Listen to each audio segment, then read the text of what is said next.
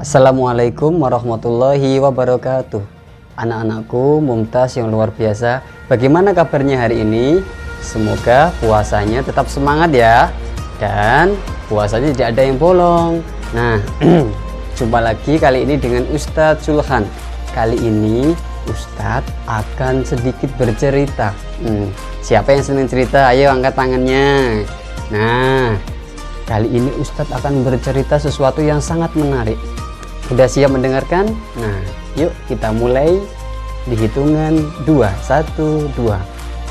Suatu hari, seorang raja ingin mengambil seorang pemuda menjadi orang kepercayaannya.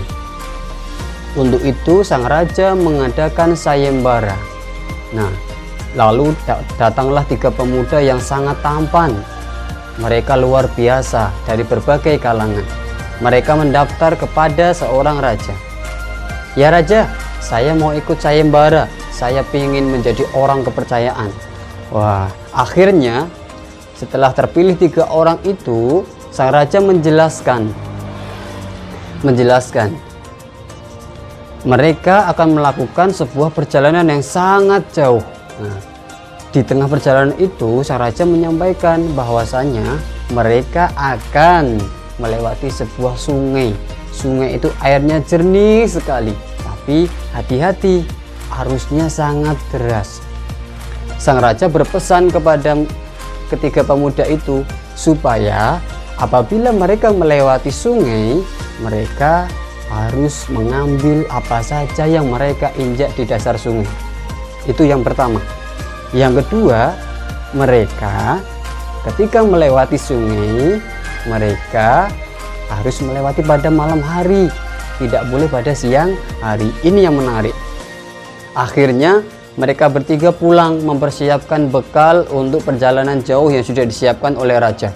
Ketiga pemuda itu semangat sekali mengikuti, menjalankan semua perintah yang raja sampaikan.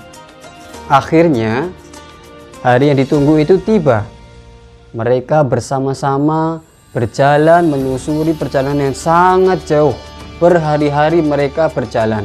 Nah, mereka sangat kompak sekali. Mereka bersaing dengan sangat adil. Mereka bersaing dengan sangat sportif. Tidak ada saling menjatuhkan. Lalu setelah beberapa hari perjalanan, mereka akhirnya sampai di sebuah sungai yang dikatakan oleh raja. Mereka sampai di sana pada siang hari, sehingga mereka memutuskan untuk istirahat sambil menunggu malam hari tiba. Nah, ketika tengah malam, pukul 12 malam, mereka terbangun dari tidurnya dan mereka bersiap untuk melewati sungai yang dikatakan raja tadi. Yang pertama, datanglah seorang pemuda di tepi sungai. Dia adalah orang pertama yang akan menyeberang sungai. Nah, lalu perlahan dengan pasti, dengan sangat hati-hati, dia menyeberang melewati sungai itu pelan-pelan. Di tengah perjalanan, dia teringat bahwasanya raja pernah berpesan untuk mengambil semua apa yang mereka injak di dasar sungai. Tapi dia tidak menghiraukan, tapi dia tidak mendengarkan dan melaksanakan perintah itu. Akhirnya apa? Dia terburu-buru melewati sungai itu sampai di ujung sungai, dia selamat. Lalu bergantian dengan pemuda yang kedua. Pemuda itu dia ingat raja berpesan supaya mengambil apa saja yang mereka injak. Nah, tapi dia masih kurang yakin apa sih maksudnya raja itu, kita nggak paham. Akhirnya apa? Sampai di tengah-tengah, dia hanya mengambil separuh saja yang dia tidak paksa untuk ngambil, hanya diambil semau dia saja. Lama-kelamaan dia tuntas menyeberang sungai. Lalu pemuda yang ketiga, dia dengan seksama memahami perintah raja. Dari kaki pertama masuk ke sungai, dia ambil satu persatu dasar sungai itu, dimasukkan ke dalam kantongnya. Sampai dia melewati sungai itu dalam keadaan kantongnya berat sekali. Saking beratnya sampai dia seret itu kantongnya ke ujung sungai. Setelah mereka melewati ujung sungai itu, mereka mendirikan tenda kembali. Mereka mengganti pakaiannya dan mereka istirahat. Nah, setelah mereka istirahat, masuklah pukul 4 pagi ketika fajar mulai menampakkan sinarnya. Seorang raja mendatangi mereka, meminta mereka untuk keluar dari tendanya masing-masing dengan membawa kantong masing-masing yang sudah berisi tentang dasar sungai tadi. Akhirnya orang yang pertama ketika matahari belum bersinar, kondisi masih gelap, meminta untuk menaruh kantongnya di hadapannya. Pun yang kedua juga yang ketiga. Ketika mereka selesai melaksanakan sholat subuh, habis itu matahari terbit dengan sempurna, cahayanya merah kemerahan hangat. Disitulah sang raja memerintahkan kepada ketiga pemuda itu untuk membuka kantongnya masing-masing. Nah, orang yang pertama kantongnya kosong, tidak ada isinya apa-apa, hanya ada bekas air sungai tadi. Lalu ketika dibuka, dia bilang kepada raja, "Ya raja, kantong saya kosong, tidak ada isinya apa-apa." Lalu pemuda yang kedua, wah, dibuka, yang isinya separuh dari kantongnya itu. Apa yang terjadi? Ternyata ketika dibuka itu keluar cahaya kemilau. Ternyata itu adalah emas permata. Subhanallah, betapa senangnya dia akhirnya bisa mendapat emas permata sebanyak setengah kantong yang dia miliki.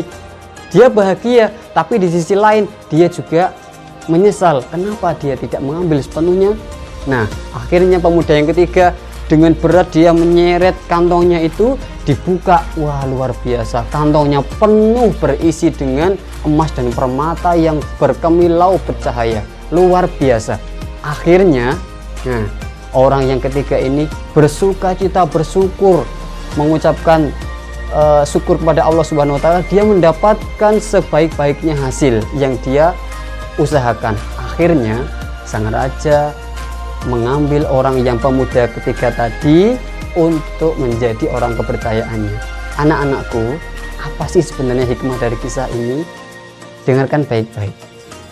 Bahwasanya setiap kita pasti akan bertemu dengan bulan Ramadan. Air sungai yang jernih, arus yang deras itu adalah seperti bulan Ramadan. Di dalamnya ada emas permata yang luar biasa, ada ampunan, ada pahala yang berlipat, ada keberkahan yang luar biasa. Kalau kita seperti orang yang pertama, maka kita adalah orang yang merugi. Bertemu dengan bulan Ramadan, tetapi kita tidak mendapat apapun. Kalau kita termasuk contoh pemuda yang kedua, kita juga orang yang merugi, karena kita tidak bisa maksimal dalam menyambut bulan Ramadan. Tapi apabila kita orang yang ketiga, subhanallah, kita adalah orang-orang yang terpilih. Kita adalah orang-orang yang beruntung karena kita dapat menggunakan bertemu dengan Ramadan dengan sebaik-baiknya, dengan semaksimal mungkin. Nah, itulah hikmah dari kisah yang disampaikan oleh Ustadz Julkan pada hari ini. Kira-kira nih, kalian itu termasuk kelompok yang mana? Pemuda yang ke-1, yang kedua, atau yang ketiga? Nah, yuk introspeksi diri. Semoga apa yang kisah yang disampaikan oleh Pak Sul ini bermanfaat buat kalian, penyemangat kalian untuk bisa mempersiapkan, menyiapkan bertemu dengan bulan Ramadan pada kali ini. Semoga kalian semuanya sehat, selalu semangat, dan termasuk orang yang beruntung. Assalamualaikum warahmatullahi wabarakatuh.